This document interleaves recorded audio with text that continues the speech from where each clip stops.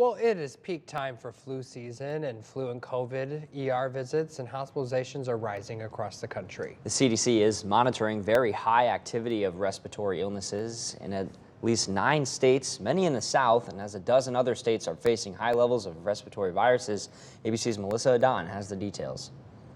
While this time of year is known for holiday gatherings, it's also peak time for spreading viruses. More than a dozen states are seeing high or very high levels of respiratory illnesses per CDC data, with the southeast and south central areas of the country currently reporting the highest level of activity, with a 200% increase in the flu, 60% increase in RSV cases, and more than 50% increase rate of COVID-19 spreading.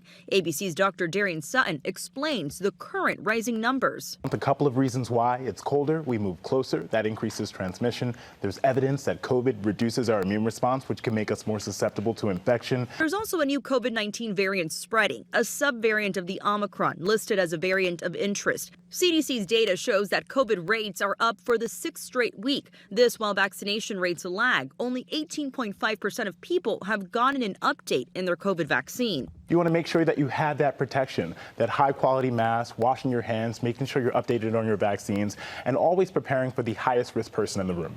The doctors also recommend RSV vaccines for babies under 8 months, pregnant women, and adults who are 60 years or older. While the CDC is tracking growing flu hospitalizations, data shows the number of new admissions still remains low, so good news, but all this an important reminder to practice preventative measures this time of year. And our coverage of health news can also be found at WQAD.com. Head to our website and you'll find Your Health in the search bar at the top of the page. In fact, you can get all of our Your Health stories in that section of WQAD.com. Well, it's 4:50.